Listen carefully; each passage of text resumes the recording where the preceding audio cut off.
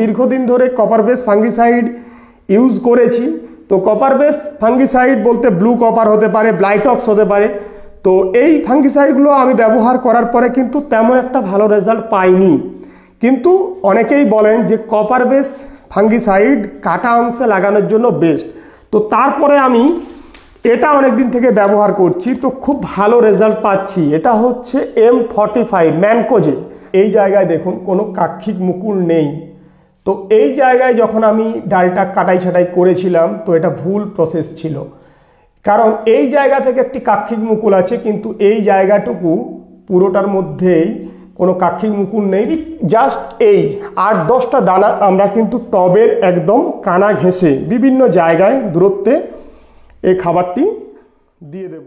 নমস্কার বন্ধুরা, মাই রোজ গার্ডেনে আপনাদেরকে অনেক অনেক স্বাগতম। আজকে গোলাপ গাছের একটা গুরুত্বপূর্ণ আপডেট জানাবার জন্যই এই ভিডিওটি করা। তো এখন বেশ কিছু প্রবলেম হচ্ছে আমাদের গোলাপ গাছে। মূলত ডাল শুকিয়ে গাছটা আস্তে আস্তে মৃতপ্রায় হয়ে যাচ্ছে, এই একটা সমস্যা। প্রচুর কমেন্ট আসছে, তো সে ব্যাপারটা নিয়ে আলোচনা করব। কিভাবে এখন ফুল কাটতে হবে তো সে ব্যাপারটা বলবো। ফুলের কুঁড়িগুলো আমরা এখন কিভাবে কাটতে পারি বা ফুলের কুঁড়ি আমরা আদৌ গাছে রাখবো কিনা তো সে ব্যাপারটা নিয়ে আলোচনা করব। কিভাবে NPK খাবার আমরা খুব সহজভাবে গাছের মধ্যে অ্যাপ্লাই করতে পারবো তো সে ব্যাপারটা নিয়েও আমরা আজকে জানবো। তো অনেকগুলো ব্যাপার আছে, তো খুব ভালো হবে ভিডিওটি।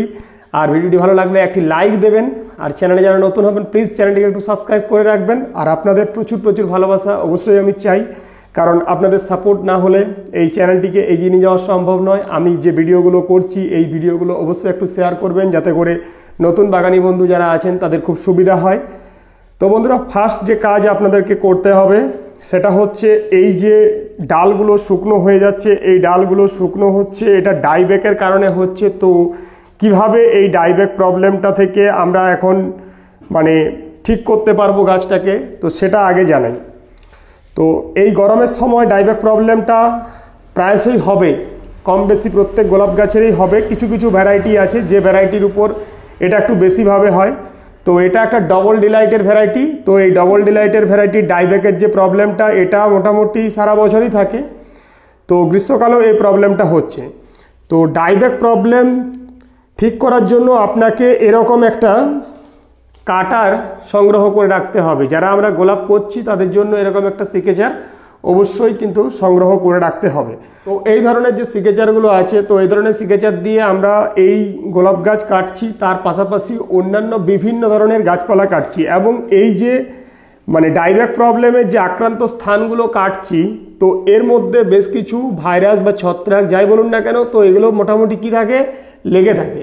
তো সেগুলোকে ডিঅ্যাক্টিভ করতে হবে। তার জন্য আমাদেরকে হাতের কাছে রাখতে হবে এরকম কোনো স্পিরিট কিছু, এগুলো মোটামুটি আপনারা খুব সহজে পেয়ে যাবেন। এবং তাছাড়া এরকম হ্যান্ড স্যানিটাইজার দিয়েও কিন্তু জীবাণুমুক্তকরণের কাজটা করা যেতে পারে। আর অনেকে আগুনে গরম করে কাজটা করেন, তো সেখানেও কিন্তু কাজ হবে, কোনো অসুবিধা নেই। তো ফার্স্ট আমি সেটা করব। এই কাজগুলো কিন্তু পুরোটাই যেরকমভাবে বলছি ঠিক সেইভাবেই আপনাদেরকে করতে হবে। জাস্ট এখন কিন্তু খুব একটা জটিল সময়, তো তারপরে এরকম তুলো নিয়ে নেবেন, তুলোতে করে ভালোভাবে এই জায়গাটা একটু পরিষ্কার করে দেবেন। তো যেগুলোতে করে আমি কাটবো তো সবটাই এরকমভাবে আমি একটু জীবাণুমুক্তকরণের কাজটা করে নেব। কাঁচিটাও আমার প্রয়োজন হবে ফুল কাটার সময়।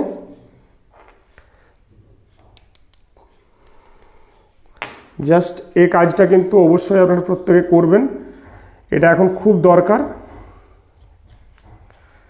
যাতে করে নতুন করে ইনফেকশন গাছে না হয়, তার জন্যই কিন্তু আমরা এই কাজটা করছি। তো এটা একটা পার্ট গেল, যে দুটোভাবেই আপনারা কিন্তু করতে পারবেন। এরপরে আসি আমাদের মূল যে কাজটি, অর্থাৎ এই যে ডাইব্যাকের যে জায়গাটি আছে, তো কি করতে হবে, সবসময় এই জায়গাতে ডাইব্যাক হয়েছে আপনাদেরকে একদম ক্লিয়ার করে দেখাবার চেষ্টা করব। এই ডালটা কিন্তু ডাইব্যাকের কারণে নষ্ট হয়ে গেছে। ডাইব্যাক হচ্ছে আস্তে আস্তে এটা নিচের দিকে যাবে, ডাই অর্থাৎ শুকনো হয়ে যাওয়া বা মরে যাওয়া, আর ব্যাক হচ্ছে পিছন দিকে, নিচের দিকে এটা কিন্তু নামবে। এবং এটা নামতে নামতে একদম যেখানে গ্রাফটিং পোর্শন আছে সেই গ্রাফটিং পোর্শন পর্যন্ত যদি চলে যায় তখন কিন্তু পুরো গাছটাই মারা যাবে। তো এটা একটা খুব জটিল রোগ। তো এটা অবশ্যই আমাদের প্রত্যেককে খেয়াল রাখতে হবে। এই গ্রীষ্মকালে গোলাপ গাছে এটা হবে, তার জন্য আমরা কি করব, কিছুটা নিচ থেকে সবুজ অংশ রেখে কেটে দেব।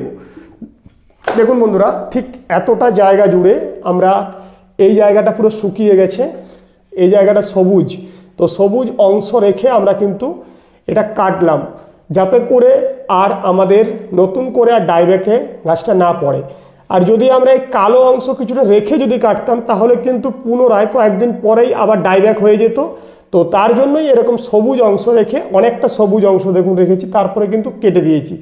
এবং এমন জায়গা থেকে কাটতে হবে যে জায়গাতে একটা কাক্ষিক মুকুল থাকবে, মানে নতুন করে ব্রাঞ্চ বেরোনোর জায়গা থাকবে, সেরকম জায়গা থেকে যদি কাটেন তাহলে কিন্তু নতুন করে ডাইব্যাক হওয়ার সম্ভাবনা থাকবে না। আমরা অনেক সময় কেটে দিই যেখানে কোনো কাক্ষিক মুকুল নেই, তো সেই জায়গা থেকে যখন ডাল কাটি তো নতুন করে তো আর ডাল বেরোতে পারবে না, সেটা কিন্তু অটোমেটিকভাবে শুকিয়ে যাবে। সেই ব্যাপারটাও আপনাদেরকে দেখাবো আজকের ভিডিওতেই। তো এই ব্যাপারটা গেল। কাটা অংশে কি ফাঙ্গিসাইড লাগাবেন, এটা নিয়ে অনেক রকমের জল্পনা কল্পনা চলে। কেউ কেউ বলেন যে এটা হচ্ছে কপার বেস ফাঙ্গিসাইডে ভালো কাজ করে, কিন্তু আমি দীর্ঘদিন ধরে কপার বেস ফাঙ্গিসাইড ইউজ করেছি। তো কপার বেস ফাঙ্গিসাইড বলতে ব্লু কপার হতে পারে, ব্লাইটক্স হতে পারে। তো এই ফাঙ্গিসাইডগুলো আমি ব্যবহার করার পরে কিন্তু তেমন একটা ভালো রেজাল্ট পাইনি। কিন্তু অনেকেই বলেন যে কপার বেস ফাঙ্গিসাইড কাটা অংশে লাগানোর জন্য বেস্ট। তো তারপরে আমি এটা অনেক দিন থেকে ব্যবহার করছি, তো খুব ভালো রেজাল্ট পাচ্ছি। এটা হচ্ছে M45 ম্যানকোজে। তো এটা কিন্তু খুব ভালো রেজাল্ট দিচ্ছে ওই কাটা অংশে, ডাইব্যাকের কারণে হোক বা ফুল কাটার পরে যখন আস্তে আস্তে শুকাতে থাকে। তো এই প্রবলেমটার জন্যই আমরা এখন M45 ফাঙ্গিসাইডটাই কিন্তু কাটা অংশে এখন ব্যবহার করছি। তো আমরা কিছুটা পরিমাণে M45 ফাঙ্গিসাইডটা নিয়ে নেব, জাস্ট ওই কাটা অংশটুকুতে লাগাবার জন্য। এটা খুব কম করে নেবেন, ঠিক যতটা পরিমাণে আপনি ফাঙ্গিসাইড নেবেন ঠিক ততটা পরিমাণেই সম পরিমাণে আপনাকে নিতে হবে। এটা হচ্ছে একটা অ্যাসিফেট পাউডার, একটু লিখে রাখুন, যারা এটা ব্যবহার করেননি প্লিজ এটা ব্যবহার করুন। এটা হচ্ছে অ্যাসিফেট পাউডার, ঠিক আছে। তো এটা একটা কীটনাশক। ওই কাটা অংশে অনেক রকমের কাণ্ড ছিদ্রকারী পোকার উপদ্রব হয়, তো সেটা যাতে না হয় তার জন্যই আমরা অ্যাসিফেট পাউডার নিলাম। ঠিক যতটা পরিমাণে আমরা M45 ফাঙ্গিসাইডটা নিলাম ঠিক ততটা পরিমাণেই নিলাম আমরা অ্যাসিফেট পাউডার। তো এই দুটো মিশ্রণ আমরা নিয়ে নিয়েছি সমান করে। এরপরে আমরা কি করব, একটু জল দিয়ে ভালোভাবে এটাকে একটু পুরো করে গুলিয়ে নেব। জাস্ট এর কাজটা আমি করি। তো জল দিয়ে পুরো পেস্ট বানাতে হবে, পাতলা পেস্ট বানাবেন না, একটু পুরো পেস্ট বানাতে হবে। একবার দেখিয়ে দিই কাছে গিয়ে, ঠিক জাস্ট এরকম একটু পুরো পেস্ট আমাদেরকে, যেমন আমরা আঙুল থেকে যাতে না পড়ে যায়, ঠিক আছে, এরকম একটা পুরো পেস্ট আমাদেরকে কিন্তু এখানে বানাতে হবে। ঠিক এরকম পেস্ট আপনাদেরকে লাগাতে হবে, তাহলে কিন্তু নতুন করে আর ডাইব্যাক প্রবলেম হবে না। জাস্ট আরেকবার আপনাদেরকে এই জায়গায় লাগিয়ে দেখাই, ঠিক এই কাটা অংশে আমাদেরকে লাগাতে হবে। আর যখন আপনারা এই যে ডালটা কাটবেন, ডাইব্যাকের যে ডালগুলো থাকবে, এই ডালগুলোকে এই যে আমি এখানে কেটে রেখেছি, এগুলোকে সব সময় 45 ডিগ্রি অ্যাঙ্গেল করে কাটবেন। 45 ডিগ্রি অ্যাঙ্গেল করে কাটবেন, তাহলে কি হবে, আপনার ওই জায়গাতে নতুন করে আর কিন্তু জল দাঁড়াতে পারবে না। আমরা তো প্রত্যেক দিনই গাছকে স্নান করাই বা বিভিন্ন কীটনাশক দিচ্ছি, বিভিন্ন ফাঙ্গিসাইড দিচ্ছি।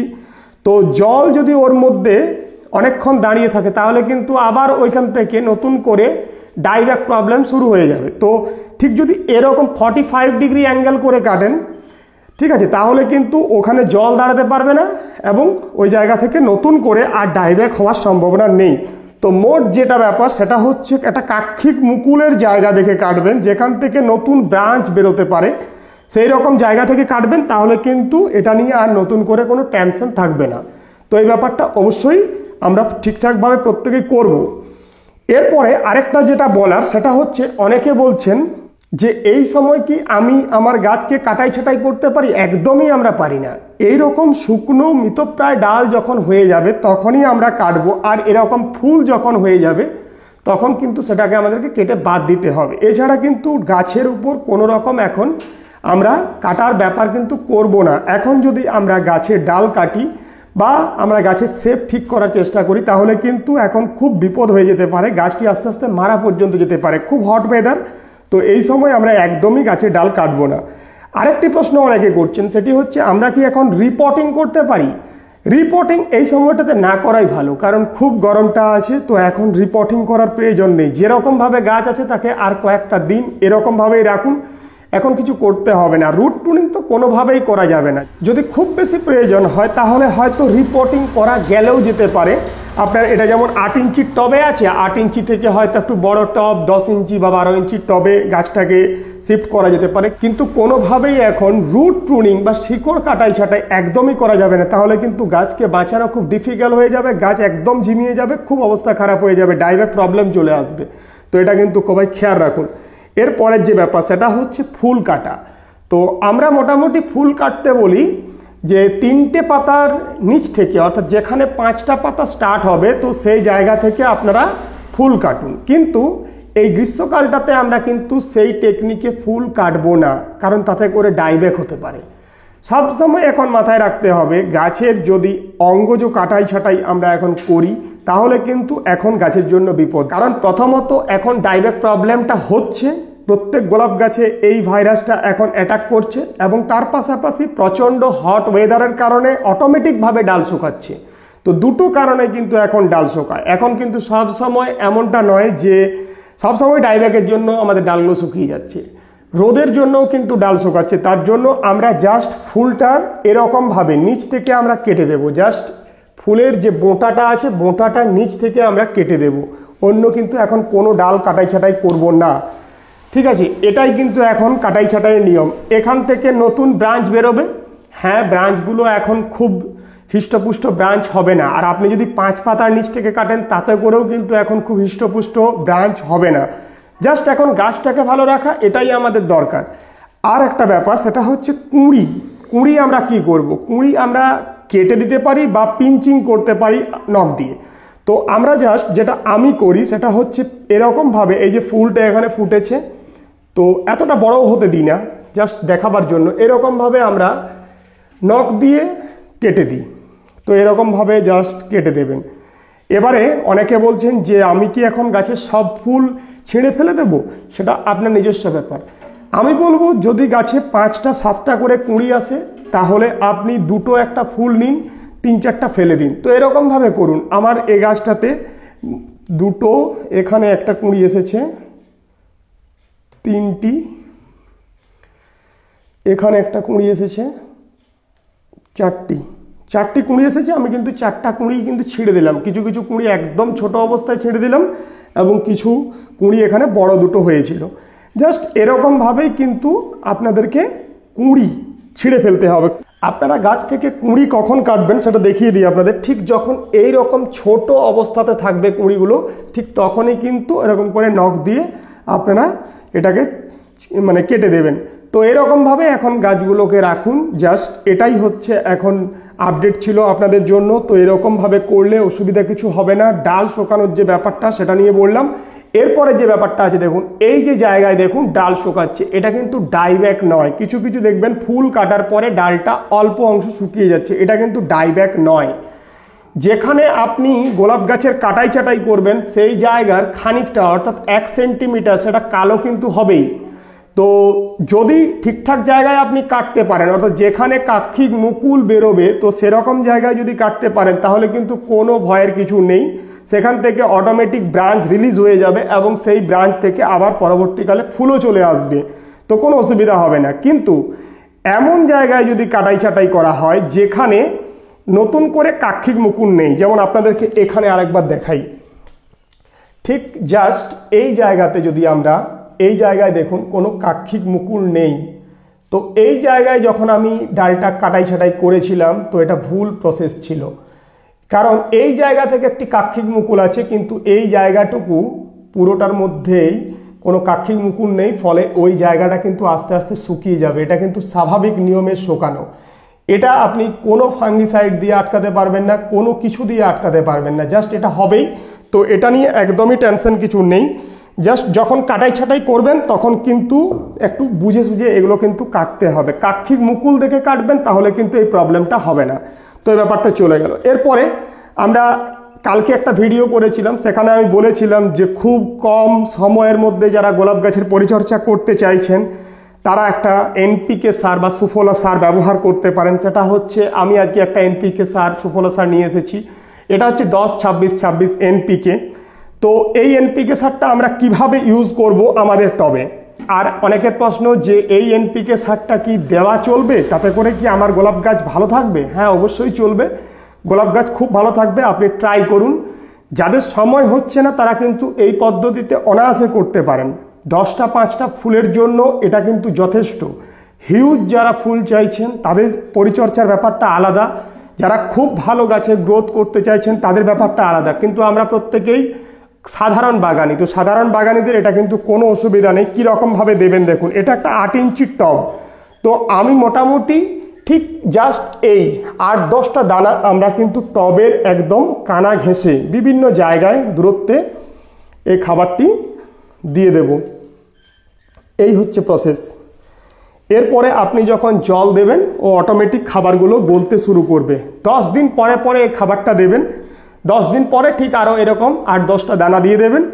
তো ওই 10 দিন এই খাবারটাই কিন্তু সে পাবে। আর অবশ্যই অনেকে বলছেন যে মালচিং কি আমরা গোবর দিয়ে করতে পারবো? দেখুন আমার এই টবটা যেটা দেওয়া আছে এটা কিন্তু একদম গোবর দিয়ে মালচিং করা আছে, ঠিক আছে? তো কোনো অসুবিধা নেই, গোবর দিয়ে করতে পারেন, ভার্মি দিয়ে করতে পারেন, কোকোপিট দিয়ে করতে পারেন। তবে আমি বলবো কোকোপিটের চেয়ে ভার্মি বা গোবরটাই দিয়েই করুন। তাতে করে আপনার পরিচর্যা কম করলেও গাছটার কিন্তু হেলথের কোনো রকম অসুবিধা হবে না, খুব সুন্দর গ্রোথ থাকবে। তো তার জন্য এটা দিয়েই আপনারা করুন, খুব ভালো রেজাল্ট পাবেন। যেগুলোতে দিয়ে খুব সহজে আমরা ভালো রেজাল্ট পাচ্ছি তো সেগুলোই আপনাদের কাছে স্টেপ বাই স্টেপ বলার চেষ্টা করছি। আশা করি ভিডিওটি আপনাদের ভালো লেগেছে। ভিডিও ভালো লাগলে একটি প্লিজ লাইক দেবেন, আর চ্যানেলে যারা নতুন হবেন প্লিজ একটু সাবস্ক্রাইব করবেন। ধন্যবাদ বন্ধুরা, আজ এটুকুই।